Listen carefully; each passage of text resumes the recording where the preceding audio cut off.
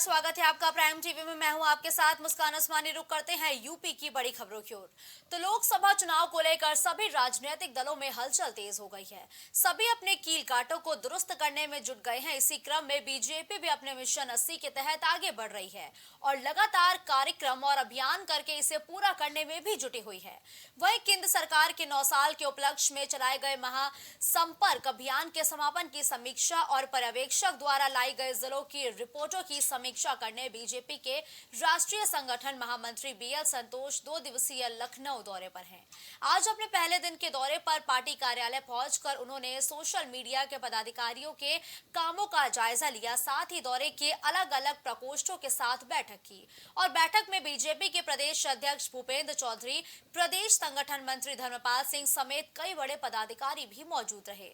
वहीं बैठक का हिस्सा रहे पंकज सिंह और प्रदेश महामंत्री राम प्रताप सिंह से प्राइम टीवी ने आज की बैठक को लेकर कई जानकारियां साझा की है। सुनिए खास बातचीत में उन्होंने क्या कुछ कहा है। 2024 के लोकसभा चुनाव के लिहाज से आज बड़ी बैठक भारतीय जनता पार्टी के खेमे में हो रही है। आज बैठक में आप भी शिरकत किए थे, किन विषयों पर चर्चा की जा रही है?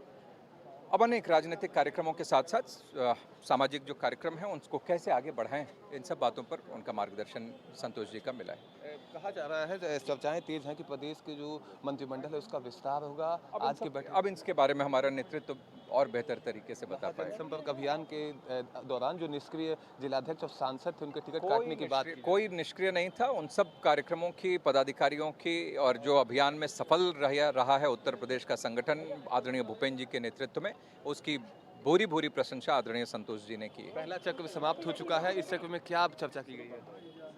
अब मैंने कहा कि राजनीतिक कार्यक्रमों के साथ साथ सामाजिक जो कार्यक्रम हैं उनको और कैसे गति दिया जाए, कैसे संवाद के कार्यक्रम बने रहे, इन सब बातों को उन्होंने कहा है। तो हमारे साथ भारतीय जनता पार्टी के प्रदेश उपाध्यक्ष पंकज सिंह थे, जिनका साफ तौर पे कहना है कि ये एक बैठक संगठनात्मक बैठक है जिसमें संगठन के लिहाज से बड़ी चर्चा की गई है। साथ ही साथ 2024 में कैसे बीजेपी 80 सीट जीतेगी, इसको लेकर उन्होंने अहम जानकारी दी है। वीडियो जर्नलिस्ट विजय के साथ मैं विभांशु, प्राइम टीवी लखनऊ। 2024 चुनाव को लेकर भारतीय जनता पार्टी के प्रदेश मुख्यालय पर अहम बैठक रखी गई है जिसमें राष्ट्रीय संगठन महामंत्री बीएल संतोष शिरकत किए हैं। हमारे साथ प्रदेश महामंत्री मौजूद हैं।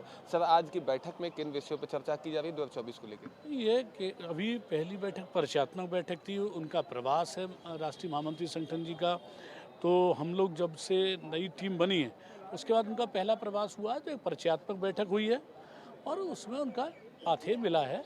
तो उन्होंने कोई विशेष अभी उस पर चर्चा नहीं करी, केवल वो सुना है, परिचय प्राप्त किया है, क्या करते थे हम लोग, पूर्व में किन दायित्वों पर रहे, सारी वो चर्चा हुई है। एक सामान्य 1-1.5 घंटे की अभी बैठक थी, संगठनात्मक बैठक हुई है। उसमें 2 दिनों के दौरे पे है बीएल संतोष जी, किन किन विषयों पर चर्चा हुई और जिलाध्यक्षों के नाम बदलने की कयास लगाए जाए, उसको लेकर क्या? नहीं, इस विषय में कोई बात नहीं। इस विषय में ये बैठक का कोई ये एजेंडा नहीं है कि ये कैसा भी एजेंडा नहीं। अब जो बैठक होंगी आपको जानकारी आती जाएगी। उसके सोशल मीडिया कहीं ना कहीं अहम योगदान साबित करता है चुनाव में, तो उसको लेकर भी चर्चाएं तेज है कि सोशल मीडिया टीम के साथ बैठक होगी। हाँ, सोशल मीडिया के साथ सभी तरह के कार्यकर्ताओं के साथ बैठते हैं, सबसे बातचीत करते हैं, उसमें कोई दिक्कत नहीं। हम लोग हर तरह का विचार होगा और जैसा भी सोशल मीडिया का साथ बैठेंगे, अभी महामंत्रियों के साथ बैठेंगे, वो अलग है। लेकिन विशुद्ध रूप से संगठनात्मक बैठक है, बस उसमें संगठन के बारे में ही चर्चा है। जी बिल्कुल। तो हमारे साथ मौजूद थे भारतीय जनता पार्टी के प्रदेश महामंत्री रामपाल। जिनका साफ तौर पे कहना था कि भारतीय जनता पार्टी 2024 के लिहाज से ये बड़ी बैठक कर रही है जिसमें कहीं ना कहीं संगठनात्मक बैठक है, जिसमें 2024 को लेकर तमाम दिशा निर्देश दिए जाएंगे, साथ ही साथ तमाम पहलुओं पर चर्चा की जाएगी। कैमरामैन दीपक के साथ मैं विभांशु, प्राइम टीवी लखनऊ। 2024 के लोकसभा चुनाव को लेकर भारतीय जनता पार्टी के प्रदेश दफ्तर पर आज एक बड़ी बैठक चल रही है। इस बैठक में राष्ट्रीय संगठन महामंत्री बीएल संतोष की अगुवाई में उत्तर प्रदेश के तमाम पदाधिकारियों के साथ चर्चा की जा रही है कि आखिर पार्टी का जो एक कहीं ना कहीं लक्ष्य रखा गया है कि प्रदेश की 80 सीटों को अपने पाले में किया जाए और 80 सीटों पर कमल खिलाया जाए, इस उद्देश्य से पूरी चर्चा की जा रही है। ठीक सामने आप देख रहे होंगे कि कहीं ना कहीं बैठक 7 चक्र में है। पहला चक्र समाप्त हो चुका है और भारतीय जनता पार्टी के प्रदेश उपाध्यक्ष पंकज सिंह बाहर निकले हैं। उनके द्वारा मिली गई जानकारी के अनुसार संगठन के लिहाज से पूरी संगठन को कैसे रखना है और संगठन के तमाम जो पदाधिकारी हैं लोकसभा चुनाव के देखते हुए उनको जिम्मेदारियां तय की जा रही हैं। साथ ही महाजन संपर्क अभियान को लेकर भी चर्चा की जा रही है। साथ ही साथ सोशल मीडिया टीम को भी कहीं ना कहीं उनके दायित्व से उनको परिचित कराया जा रहा है। साथ ही आपको बता दें कि इस बैठक से कहीं ना कहीं आगामी लोकसभा चुनाव को लेकर बीजेपी तमाम अपने पदाधिकारियों को दिशा निर्देश देगी और ये बैठक 2 दिनों तक चलेगी। अगर बात की जाए तो आज बैठक का पहला दिन है। कैमरामैन विजय के साथ मैं व्यांशु, प्राइम टीवी लखनऊ। तो वे 2 दिवसीय दौरे पर लखनऊ पहुंचे भाजपा राष्ट्रीय संगठन महामंत्री बीएल संतोष के नेतृत्व में हुई बैठक पर भाजपा प्रदेश अध्यक्ष भूपेंद्र सिंह चौधरी ने कहा कि केंद्र सरकार के 9 साल पूरे होने पर अलग अलग कार्यक्रम प्रदेश भर में आयोजित किए गए थे और सभी कार्यक्रम में यूपी को पहला नंबर मिला है। साथ ही पिछले चुनाव में जो कमियां हुई उस पर भी इस बैठक में चर्चा की गई है। देश के प्रधानमंत्री जी के और माननीय मुख्यमंत्री जी की जो कल्याणकारी योजनाएं हैं, गरीबों के लिए योजनाएं हैं, हमारा डेवलपमेंट का विषय है। हमारे सरकार के कामों को लेकर प्रभावित होकर बहुत बड़ी संख्या में लोग, छोटे छोटे दल भारतीय जनता पार्टी के, मोदी जी के, योगी जी के नेतृत्व की तरफ आकर्षित हो रहे हैं। लेकिन गठबंधन किससे करना है, किससे नहीं करना, एनडीए का भाग कौन बनेगा, ये निर्णय केंद्रीय पार्टी करती है। लेकिन मेरा निजी मत है कि जो विचार से प्रभावित हैं, मोदी जी के, योगी जी के नेतृत्व में काम करना चाहता है, जो विकास की यात्रा में, डेवलपमेंट की यात्रा में हमारे साथ जुड़कर प्रदेश देश की विकास यात्रा को आगे बढ़ाने चाहते हैं, हम सबका स्वागत करते हैं। तो वे प्रदेश को हरा भरा बनाने के लिए संगम नगरी प्रयागराज में भी पेड़ लगाओ और पेड़ बचाओ अभियान की शुरुआत डिप्टी सीएम केशव प्रसाद मौर्य ने की है। डिप्टी सीएम केशव प्रसाद मौर्य कौशाम्बी में पौधारोपण करने के बाद प्रयागराज के शहर पश्चिमी विधानसभा क्षेत्र के भगवतपुर पहुंचे, जहां उन्होंने आईटीबीपी ग्राउंड में हरिशंकरी पौधारोपण अभियान का शुभारंभ किया है। हरिशंकरी पौधारोपण का विशेष धार्मिक महत्व है। इसमें बरगद और पीपल के पौधे को एक साथ रोपित किया जाता है। डिप्टी सीएम ने वैदिक मंत्रोच्चार के साथ पौधारोपण कर अभियान की शुरुआत की और कहा कि ये अभियान ऐतिहासिक है, जिसके बाद पूर्व मंत्री और क्षेत्रीय विधायक सिद्धार्थ नाथ सिंह और महापौर उमेश चंद्र गणेश केसरवानी ने भी पौधारोपण किया है। इस मौके पर डिप्टी सीएम केशव प्रसाद मौर्य ने कहा कि पीएम नरेंद्र मोदी ने धरती को हरा भरा करने का अभियान शुरू किया है। अभी तो 2024 में यूपी के अंदर मैं हूँ, 80 में से 80 लोकसभा हम लोग जीत रहे हैं। माननीय नरेंद्र मोदी जी के नेतृत्व में तीसरी बार सरकार बन रही है। इसको लेकर के कोई किसी प्रकार का संशय नहीं होना चाहिए। आज चूंकि वृक्षारोपण अभियान है, आज ही के दिन हमारा जो राष्ट्रीय ध्वज तिरंगा है वह राष्ट्र ने स्वीकार किया था। मैं आज के दिन इस बात की भी शुभकामना देता हूँ। प्रदेश सरकार के 35 करोड़ वृक्षारोपण अभियान का शुभारंभ हो चुका है। जिले भर में अलग अलग स्थानों पर पौधे रोपे जाएंगे और वन विभाग की नर्सरी से ये पौधे विभिन्न विभागों को उपलब्ध भी कराए गए हैं। इसी कड़ी में गाजियाबाद के लोनी में बीजेपी विधायक नंदकिशोर गुर्जर ने पौधारोपण कार्यक्रम की व्यवस्थाओं का जायजा लिया। इस मौके पर संबंधित अधिकारी भी मौजूद रहे। वहीं लोनी विधायक नंदकिशोर गुर्जर ने बताया कि पेड़ पौधे मनुष्य के जीवन के लिए बहुत ही लाभकारी है। वहीं सीएमओ गाजियाबाद भवतोष शंखधर और लोनी विधायक नंदकिशोर गुर्जर ने मिलकर पौधों को रोपण किया और उनको पानी देकर उनके नए जीवन की कामना की है। देश के यशस्वी प्रधानमंत्री माननीय नरेंद्र मोदी जी ने जिस तरह से भारत को भारत की संस्कृति से जोड़ने के लिए खासतौर से जिस तरह से बीमारियां देश में बढ़ी है, ऑक्सीजन की कमी हुई है और हर व्यक्ति बीमार है, तो चाहे ऑर्गेनिक खेती का मामला हो, चाहे जल के शुद्धिकरण का हो, तालाबों के संरक्षण का मामला हो, उसी कड़ी में हर साल उत्तर प्रदेश के यशस्वी मुख्यमंत्री माननीय योगी आदित्यनाथ जी ने वैसे तो हर क्षेत्र में उत्तर प्रदेश को नंबर 1 किया है, रिकॉर्ड बनाया है। चाहे कृषि है, व्यापार है, चाहे कानून व्यवस्था है, चिकित्सा है, शिक्षा है, सड़कें हैं, पानी है, एक जो जाल बिछा है। लेकिन इसके साथ साथ हम लोग पर्यावरण को कैसे शुद्ध करें, लोगों को जो जिस तरह से बीमारियां फैल रही हैं, तमाम स्वास्थ्य की बीमारियां, अगर जो दिक्कतें हैं, उनको ठीक करने के लिए, पर्यावरण को शुद्ध रखने के लिए तथा हर साल वृक्षारोपण किया जाता है। इसी उपलक्ष्य में धोनी 50 बेड हॉस्पिटल माननीय विधायक कंचन गुजर जी के नेतृत्व में ये वृक्षारोपण का कार्यक्रम इस संस्थान में किया गया।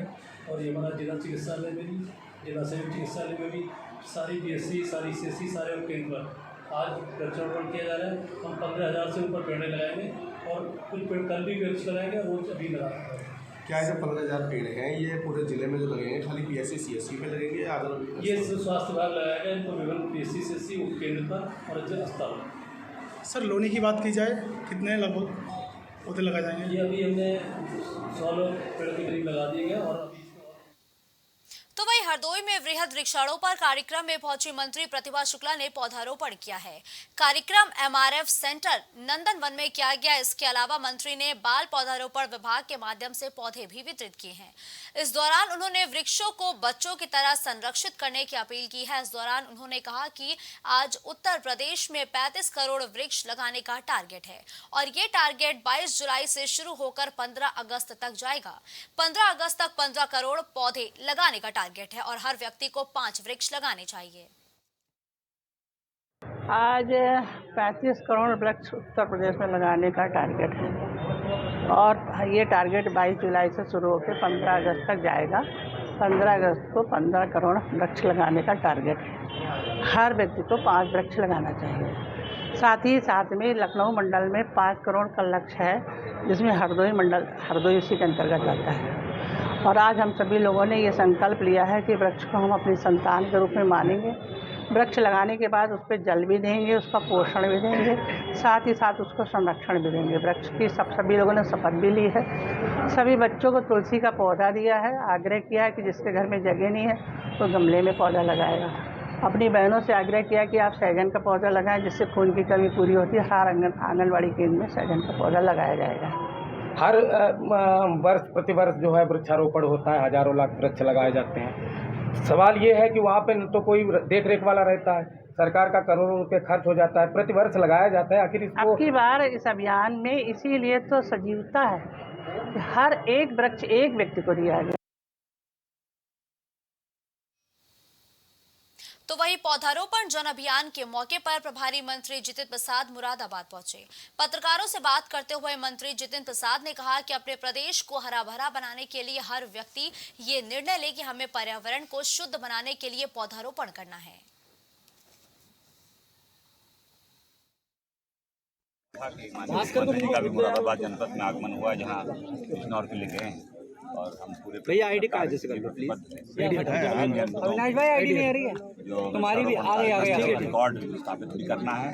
प्रदेश को हरा भरा बनाने के उद्देश्य से जो विश्व भर में चर्चा चलती है क्लाइमेट चेंज से लेकर पर्यावरण दृष्टि को देखते हुए ये हम सबका कर्तव्य बनता है। एक एक व्यक्ति ये निर्णय ले कि हम पौधारोपण करेंगे, वृक्षारोपण करेंगे, अपने शहर, अपने मोहल्ले, अपनी गली को हरा भरा बनाएंगे। आने वाली पीढ़ियों के भविष्य के सवाल को देखते हुए प्रदेश सरकार ने माननीय मुख्यमंत्री जी ने छेड़ी है और इसमें हम जरूर सफल होंगे। तो वही सुल्तानपुर विवेक नगर BSA कार्यालय परिसर में वृक्षारोपण अभियान का आयोजन किया गया है, जहां मुख्य अतिथि राज्य मंत्री मयंकेश्वर सिंह कार्यक्रम में शामिल होने पहुंचे। कार्यक्रम के शुभारंभ से पहले DM ने मंत्री को रुद्राक्ष का पौधा भेंट कर उनका स्वागत किया, जिसके बाद मंत्री ने दीप प्रज्वलित करते हुए कार्यक्रम का शुभारंभ किया। बता दें कि इस दौरान विशिष्ट अतिथि सांसद सुल्तानपुर भी कार्यक्रम में शामिल हुए, जिन्हें जिलाधिकारी ने पौधा देकर उनका स्वागत किया। मंत्री जी, ये बड़ा अभियान है, आज महाअभियान वृक्षारोपण का। और अभी आपने कहा कि सांसद जी ने भी कहा कि बड़ी चुनौती है पेड़ों को बचाना, वृक्षारोपण के बाद उनको बचाना बड़ी चुनौती। निश्चित तौर पे ये सही है और देखिए एक्सपर्टीज पे वन विभाग की है, लेकिन जोड़ते हम लोग बाकी विभागों को भी हैं, लेकिन वो विभाग भी अब धीमे धीमे से एक्सपर्ट होते चले जा रहे हैं। लेकिन ये समस्या केवल हिंदुस्तान की नहीं है या किसी एक व्यक्ति की नहीं है। जैसा हमने अपने उसमें भी कहा कि ये विश्व की समस्या है और इसका निदान आज आप देखिए, अगर आप लोग भी होंगे मेरे ख्याल से, पता नहीं आपने तो बचपन में बाग में बाल्टी भर के आम खाया होगा, लेकिन बाल्टी भर के आम इसके बाद आपने पिछले कितने सालों से नहीं खाया होगा। तो ये डिफरेंस हो गया है। अब नहरें आ गई हैं, नहरों की वजह से वाटर लेवल ऊपर हो गया है, वृक्ष नहीं चल पा रहे हैं। तो इन सब की वजह से पानी बरसता रहा होगा। आज से आप 20 साल 30 साल पहले देखिए तो झिर्री पड़ती थी, 10-10, 12, 15-15 दिन तक झिर्री पड़ती रहती थी। अब 2 दिन 1 दिन में सटाक से आया बरसा। अब आप लोग को लिए भी मिल जाता है कि पानी भर गया, और आप 4 दिन से देख रहे होंगे पानी गायब। आज यहाँ पर बेसिक शिक्षा अधिकारी के कार्यालय के समीप जो ग्राउंड है वहाँ पर हम लोगों ने वृक्षारोपण का कार्यक्रम रखा है। माननीय मुख्यमंत्री जी के निर्देश पर वृक्षारोपण अभियान जनपद में मनाया जा रहा है। आज हमारे यहाँ पे मुख्य अतिथि के रूप में माननीय मंत्री चिकित्सा शिक्षा श्री मयंकेश्वर सिंह जी आए थे। हमारे एमपी मैडम, हमारे एमएलसी साहब और हमारे अन्य जनप्रतिनिधिगण भी आज यहाँ पर मौजूद रहे हैं प्रोग्राम में। एक तरह से शुभारंभ किया गया है वृक्षारोपण का। हमारे जनपद का टारगेट 52 लाख पौधे लगाने का है, जिसमें से मुख्यतः टारगेट जो है वन विभाग को मिला है और बाकी जो है हमने अन्य विभागों पे, जैसे रूरल डेवलपमेंट है, हमारा पंचायती राज विभाग है, परिवहन विभाग है, गृह विभाग है, सब पे टारगेट बांटे हैं। सब लोग अपने कार्यालयों में, अपने परिसरों में, नहीं तो आसपास की कोई भी ग्राम समाज की ज़मीन पर वृक्षारोपण करेंगे। अब खबर हरदोई से है, जहां महज हरदोई से 25 किलोमीटर दूर एक गांव आजादी के बाद से अपनी दुर्दशा पर आंसू बहाने को मजबूर है। यहां के बाशिंदे टीन के पटरे के पुल के सहारे निकलते हैं, जिस पर उनको हर वक्त उनकी जान का खतरा बना रहता है। बीमार होने पर मरीजों को चारपाई से लेकर जाया जाता है, इस दौरान उनकी जान भी चली जाती है। बता दें कि शाहाबाद विधानसभा के हिंसेरपुर करमाया गाँव में बना ये टीन का पुल दर्जनों गाँव को जोड़ता है। ये टीन के पटरे का पुल शाहाबाद विधानसभा क्षेत्र के विधायक रजनी तिवारी के क्षेत्र में आता है, जो कि प्रदेश सरकार में उच्च शिक्षा राज्य मंत्री हैं। दूसरी बार जीतने के बाद भी उनका इस पुल की तरफ अभी तक ध्यान नहीं गया है, जिससे उनके क्षेत्र के दर्जनों गांवों के हजारों ग्रामीणों को परेशानी का सामना करना पड़ता है। रहने वाले हैं और हमारे यहाँ से फतेहपुर, खनगामा, छोटा बड़ा, खनगामा कला, ये संपर्क मार्ग में निकलता है। सुखेता इसमें बहुत निकलने में दिक्कत होती है। कई गांव से संपर्क जुड़ता है, आने जाने के लिए सिरोमन नगर के लिए बहुत दिक्कत होती है। अगर ये पुल बन जाए तो हमारे क्षेत्रवासियों को काफ़ी आराम हो जाएगी। कब से समस्या चली आ रही है? ये समस्या काफ़ी दिनों से चली आ रही है, इसकी कोई सरकार में सुनवाई होती नहीं है।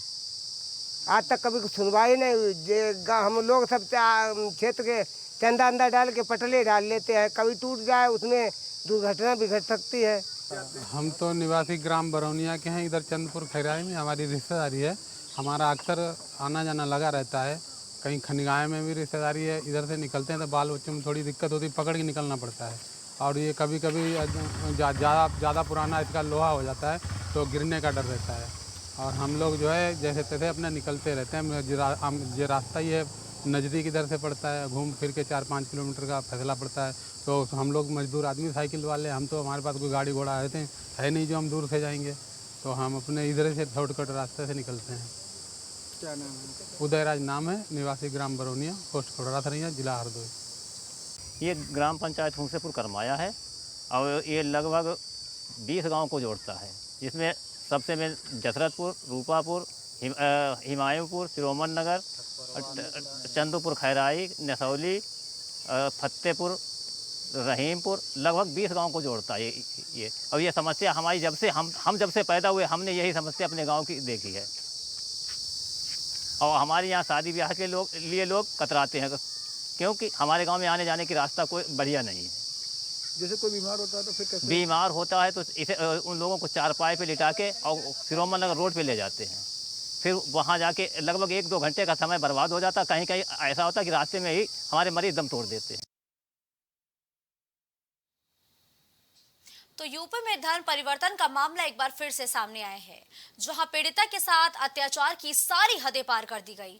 पत्रकार बने आरोपी ने अपना नाम दीपक चौधरी बताया था, जबकि उसका असली नाम खालिद था। युवती की शिकायत पर पुलिस ने मुकदमा दर्ज किया। आरोपी ने पहले युवती को अपने प्रेम जाल में फंसाया, फिर उसके साथ दुष्कर्म भी किया। इस दौरान अश्लील फोटो और वीडियो तक बनाई गई। युवती को जब असलियत पता चली तो उसने रिलेशन खत्म करने की भी कोशिश की। इस दौरान आरोपी ने उसे अश्लील फोटो और वीडियो दिखाकर ब्लैकमेल तक करना शुरू कर दिया। बता दें कि थाना विजयनगर क्षेत्र की यह पूरी घटना है। जी, हमारे हिंदू समाज की एक बेटी है सुखदेवी, जिसका कई दिनों से, कई सालों से एक खालिद, जो अपने आप को पत्रकार बता रहा है, जी, हाँ, ये अपने पत्रकार की आड़ में इस हिंदू बिचारी बच्ची का लगातार शोषण करता रहा, प्रताड़ित करता रहा, और जब ये गर्भवती हुई तो इसके बच्चे को जबरदस्ती इसका बलात्कार कर इसके बच्चे को पेट में ही उसमें मार डाला। जी। ये सारा कुछ मामला कई सालों से चल रहा था। हमारे समाज की हिंदू बेटी जब काफ़ी ज़्यादा प्रताड़ित हुई और वो समाज में जब सबको बताना चाहिए तो उसने उसे बंद अपने घर में 15 से 20 दिन बंद करके रखा, ना उसे फ़ोन में छूने दिया, ना कहीं बाहर उसे समाज में आने दिया। ये मामला ऐसे है भाई साहब, अभी हमारा इंदापुरम में 7-8 दिन पहले एक मामला होता लव जिहाद का, तो हमने उस साल को उठवा के जेल भिजवाया था। अच्छी धारा लगाई उसमें इंस्पेक्टर साहब ने, तो ये नेट टूटर चल रहा है आज के ज़माना, ये तो डाल दिया हमने उस पर। ये बच्ची 6 महीने से परेशान थी पहले। इस बच्ची ने नंबर लिया हमारा फेसबुक से, ट्विटर से। इसने 3-4 दिन पहले मुझको फ़ोन करा, अभी भाई ऐसे बात है, मैं भी परेशान हूँ। हम उस टाइम पर हरिद्वार थे, तो मैंने कहा भाई आज तो रुको, मैं कल आता हूँ आपके पास, मैं बुलाता हूँ आपको। हमने परसों ये लड़की बुलाई, इसकी सुनी पूरी कहानी हमने। फिर मैंने बेटा कुछ सबूत है आपके पास? मैंने कहा भाई मुझे पास सबूत है, व्हाट्सअप चैटिंग है, मैंने फ़ोटो कॉपी निकाल रखी है। मैंने कहा मुझे कल आ जाओ, वो दिखा दो। मैंने कल वो पढ़े, इतने गंदे चैट हैं, बहुत गंदे चैट हैं। फिर आगे हमने एक एप्लीकेशन दवाई इसकी अपनी, विजयनगर थाने गए, वहाँ इस लड़की से रात को 1:30 बजे करीब पुलिस वाले टालते रहे, लगभग 1:30 बज गया। हम वहाँ से हटे ही नहीं, पहले FIR कॉपी, फिर हम थाने से बाहर जाएंगे। ये मैं फेसबुक के ज़रिए से मिली थी, इनकी फेसबुक आईडी थी दीपक के नाम से, लेकिन जब मैं रिलेशन में आ गई और इनके साथ मेरा कांटेक्ट हुआ तो मुझे बाद में पता चला कि वो एक खालिद चौधरी नाम है उनका असली नाम, और वो गाज़ियाबाद मिर्ज़ापुर में रहते हैं। जब मैंने रिलेशन तोड़ना चाहा तो उन्होंने मेरी कुछ फ़ोटो और वीडियो के माध्यम से मुझे ब्लैकमेल करना चाहा, और उन्हीं के ही आधार पर वो हर बार मुझे गाज़ियाबाद में होटल में मिलने के लिए बुलाते रहे, और जब भी मेरे साथ फिज़िकल रिलेशन करते तो वो अपने फ़ोन में मेरी फ़ोटो वीडियो ज़रूर लेकर जाते और उसी के आधार पे ही मुझे ब्लैकमेल करते। लेकिन जब मैं प्रेग्नेंट हुई, मैंने उन्हें बताया कि मैं प्रेग्नेंट हूँ, तो उन्होंने झूठी शादी का वादा देकर अपने घर पे ले गए, वहाँ पे मुझे मारा पीटा और मेरा बच्चा मतलब ख़राब करके मुझे घर से निकाल दिया। तो कल दिनांक 20 जुलाई 2023 थाना विजयनगर में देर रात एक तहरीर प्राप्त हुई, जिसमें एक महिला द्वारा बताया गया कि उसकी जान पहचान फेसबुक पे एक लड़के से हुई, जिसने खुद को पहले हिंदू बताया और हिंदू बताते हुए उससे दोस्ती बना के उसके साथ शारीरिक संबंध बना लिए। बाद में उसे पता चला कि वो मुस्लिम है और शादी का झांसा देकर उसने उसके साथ शारीरिक संबंध बनाए और बाद में उसने उसका धर्मांतरण करने का प्रयास किया। पुलिस ने जैसे ही तहरीर प्राप्त हुई FIR पंजीकृत किया और टीमों का गठन करके अभियुक्त को जल्द से जल्द गिरफ्तार करके आगे की विधिक कार्रवाई की जाएगी। रुक करते हैं अगली खबर का। खबर गाजियाबाद से है, जहां हिंडन नदी का बांध टूटने से आसपास बसी कई कॉलोनियों में पानी भर गया है, जिससे वहां रहने वालों की मुश्किलें बढ़ गई है, जिसमें बहुत सारे लोगों को कंधे और गोद में उठाकर बाहर निकालना भी पड़ रहा है। वहीं NDRF की भी कई टीमों ने रेस्क्यू कर लोगों को पानी से बाहर निकाला। इसके अलावा प्रशासन ने भी मौके पर आकर लोगों को सुरक्षित स्थानों पर पहुंचाने में अपना पूरा सहयोग किया है। प्रधान जी, यहाँ बताया गया है कि हिंडन नदी का जलस्तर बढ़ गया है, जिसके बाद कुछ जो रिहायशी इलाके हैं वो प्रभावित हुए हैं उससे, और NDRF लगातार रेस्क्यू अभियान चलाकर उन्हें निकाल भी रही है। उसके लिए क्या बोलेंगे? सर, ये बहुत अच्छा अभियान चल रहा है। कल 2 बजे से ज़्यादा पानी आया और हमने 4 बजे NDRF टीम को बुलाया, जिसमें हमारा पूरा प्रशासन था। ADO साहब भी थे, SPC सभी थे यहाँ, और ACP साहब भी थे, और सब ने रात 1 बजे तक ये अपना वो कार्य को चलाया और 1 बजे तक करीब हमने 50 आदमी निकाले रात भी, और आज सुबह 6 बजे से चल रहा है और अब भी 40-50 आदमी हमने निकाल चुके हैं। लगातार रेस्क्यू अभियान चलाया जा रहा है NDRF की तरफ से। ये कौन सा क्षेत्र है और कहाँ रेस्क्यू अभियान चलाया जा रहा है, और अब तक कितने लोग इसमें फंसे हैं?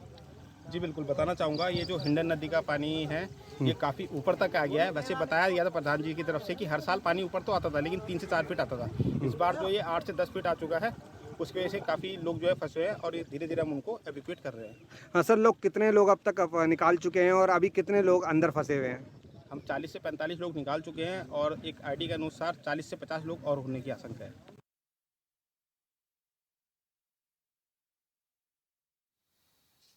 खबर गाजीपुर से है, जहां यूपी के राज्य मंत्री रविंद्र जायसवाल ने पौधारोपण किया है।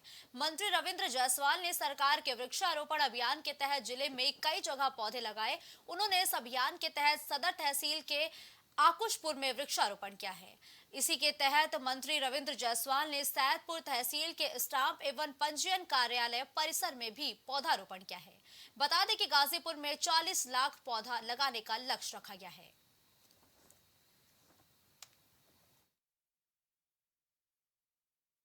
प्रदेश के यशस्वी मुख्यमंत्री माननीय योगी जी ने लगातार 6 साल से एक वृक्षारोपण का अभियान चला रहे हैं, जो वर्ल्ड रिकॉर्ड की ओर है। इस साल भी 35 करोड़ पेड़ लगाना है। उस 35 करोड़ में से 30 करोड़ पेड़ आज लगाए जा रहे हैं 5 अगस्त को। उसमें उसके निमित्त सभी प्रभारी मंत्रियों को, सभी विभाग के अधिकारियों को, सभी स्कूल कॉलेज के छात्रों को, सभी सामाजिक व्यक्ति, व्यापारी, किसान, सबसे आग्रह किया गया है कि पेड़ है तो जीवन है। उसी के तहत आज हम सब लोग गाजीपुर के प्रभारी मंत्री नाते से पूरे गाजीपुर में 30 लाख पेड़ का लक्ष्य रखा गया है। सारे विभाग के लोग अलग लगा रहे हैं। क्योंकि ये स्टाम्प विभाग मेरा है, सैदपुर का है, तो मैं इसके परिसर के अंदर भी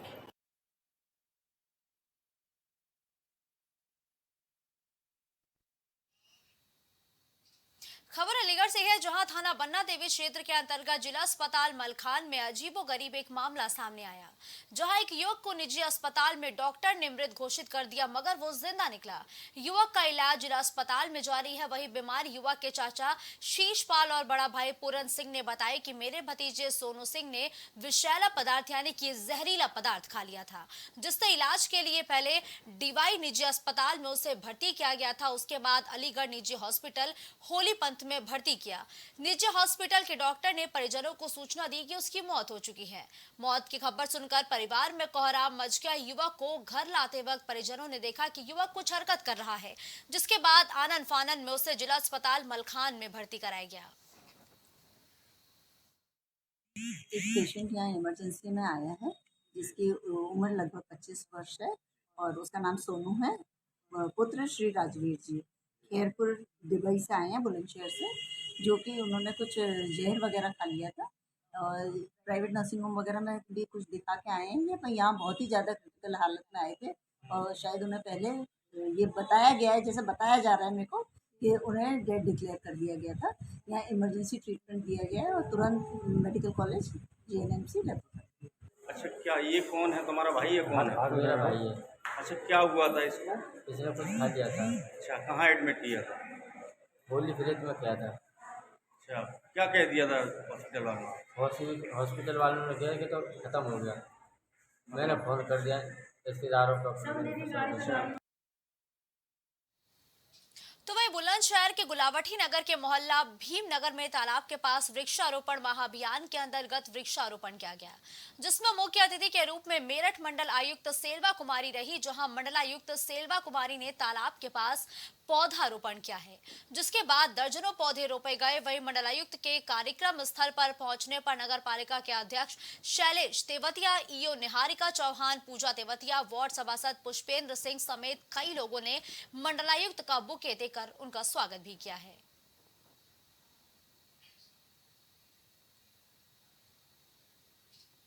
खबर देवरिया से है, जहां जिले के बनकटा थाना क्षेत्र के अकटही जैतापुर मार्ग पर बाइक सवार बदमाशों ने गोली मारकर एक युवक की हत्या कर दी है।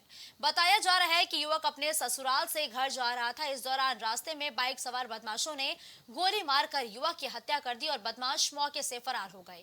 युवक बिहार के सिवान जनपद के गुठनी थाना क्षेत्र का रहने वाला बताया जा रहा है। क्षेत्र में हत्या की खबर सुनते ही सनसनी फैल गई और सूचना पर पहुंची पुलिस ने शव को कब्जे में लेकर अब आगे की कार्रवाई भी शुरू कर दी है। बाइक से थे। कौन गाड़ी थी? उनके पिता का क्या नाम था? गांव, पोस्ट, थाना? थाना गुठनी पड़ेला, गुठनी, जिला सिवान, बिहार। आपके कौन थे वो? भतीजा लगे। व्यवहार से कैसे आदमी थे? ठीक बा। किसी से उनका कोई रंजिश दुश्मनी तो नहीं था? आपको क्या लग रहा है किस वजह से यहाँ इनको मारा गया? हमके पता नहीं, पता नहीं। हमको कोनो दुश्मनियों तो आप लोगों को क्या बजे सूचना मिला है? हमके सूचना मिला तो एक्सीडेंट भइल बा। खबर देवरिया से है, जहां युवक की गोली मारकर हत्या कर दी गई है। बाइक सवार बदमाशों ने इस पूरी वारदात को अंजाम दिया है, जिसके बाद पुलिस ने युवक के शव को कब्जे में लेते हुए पोस्टमार्टम के लिए भेज दिया है और अब आगे की कार्रवाई भी की जा रही है। फिलहाल युवक की हत्या से इलाके में सनसनी फैल गई है और परिजनों का रो रो कर बुरा हाल बताया जा रहा है और बाइक सवार बदमाशों के लगातार कार्रवाई के लिए पुलिस का जो अभियान है वो भी चलाया जा रहा है।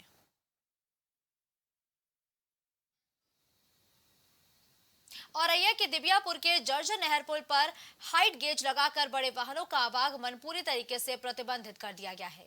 बड़े वाहनों के लिए रूट डायवर्जन किए गए हैं। बता दें कि दिबियापुर पुल के जर्जर होने के मामले में डीएम को एक रिपोर्ट भेजी गई थी, जिसमें बताया कि पुल करीब 150 साल पुराना है और वर्तमान में क्षतिग्रस्त हो गया है, जिस पर भारी वाहनों का आवागमन सुरक्षित नहीं है। इसी को लेकर डीएम ने भारी वाहनों का आवागमन पूरी तरीके से अब प्रतिबंधित कर दिया है। जनपद औरैया के दिबियापुर आबादी क्षेत्र में सिंचाई विभाग का 150 साल पुराना एक पुल है, जो अभी काफ़ी जर्जर अवस्था में है, क्षतिग्रस्त हो चुका है। काफ़ी सकरा पुल है और पुल पर ब्लैक स्पॉट्स भी हैं। जिला सड़क सुरक्षा समिति की बैठक में ये बताया गया कि पुल भारी वाहनों के आवागमन के लिए असुरक्षित है। सड़क सुरक्षा लेखा समिति के द्वारा भी यही रिपोर्ट दी गई कि पुल पर अभी भारी वाहनों का आवागमन को हम प्रतिबंधित करें। इसी के तहत ये निर्णय लिया गया है कि दिनांक 22 जुलाई 2023 से इस पुल पर भारी वाहनों का आवागमन हाइट गेज लगाकर प्रतिबंधित किया जाएगा। वैकल्पिक मार्ग की व्यवस्था की गई है। जो वैकल्पिक मार्ग है वो है औरैया और दिबियापुर से बेला बिधूना की ओर जाने वाले भारी वाहन औरैया फफूंद मार्ग, फफूंद अछलदा बिधूना बेला मार्ग, दिबियापुर फफूंद मार्ग का प्रयोग करें तथा बेला से दिबियापुर औरैया आने के लिए सहायन, लहरापुर कचौसी मार्ग, दिबियापुर कचौसी नहर पटरी मार्ग एवं कचौसी कपूर मार्ग का प्रयोग कर सकते हैं। 1855 में बना, 168 वर्ष पुराना हो गया। 168 वर्ष पुराना हो गया ये, तो वाहनों का आना जाना बंद कर दिया गया है, केवल हल्के वाहनों के लिए चलाना है। तो कैसे परेशानी का सामना करना पड़ेगा? जाम बहुत लगता है यहाँ, बड़े वाहनों को निकलने जाम बहुत। तो नया पुल जब बन जाए तो आप लोगों को क्या फ़ायदा रहेगा? बाईपास बनाया जाए, देखो बाईपास बना दिया जाए, कोई और सुविधा नहीं है। 68 साल पुराना है। इससे बताया जाता है बड़े वाहनों का इसमें प्रवेश वर्जित किया जा रहा है, खतरा हो सकता है। तो क्या आप लोगों पर क्या प्रभाव पड़ेगा? प्रभाव जो दुकानदारी की समस्या, अगर नया पुल बनेगा, ये बाईपास बना दिया जाए तो इसमें हम लोगों को निजात मिलेगी, उनका खतरे में ही है।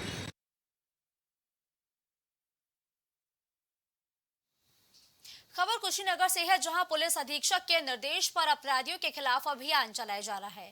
वहीं आज इस अभियान में पुलिस को बड़ी सफलता मिली है, जहां पुलिस टीम ने जानकी नगर चौराहे के पास से 19 जुलाई को दिन दहाड़े हुई युवती की हत्या के मामले में संलिप्त सौतेले पिता और पुत्र को गिरफ्तार कर लिया है। साथ ही हत्या में इस्तेमाल किए गए हथियार भी बरामद किए हैं। आपको बता दें कि जमीनी विवाद में पिता पुत्र ने युवती की हत्या कर दी थी और उसके बाद फरार भी हो गए थे। ग्राम माघी बिशुनपुरा थाना रवींद्र नगर में एक महिला की हत्या हुई थी, जिसके संबंध में थाना रवींद्र नगर पर 143/2023 धारा 302 IPC का अभियोग पंजीकृत 2 व्यक्तियों के विरुद्ध हुआ था। जोगिंदर यादव पुत्र स्वर्गीय रामपत यादव व मोनू यादव पुत्र जोगिंदर यादव के खिलाफ। खबरों का सिलसिला यूं ही जारी रहेगा। देश और दुनिया की तमाम बड़ी खबरों के लिए आप देखते रहिए प्राइम टीवी।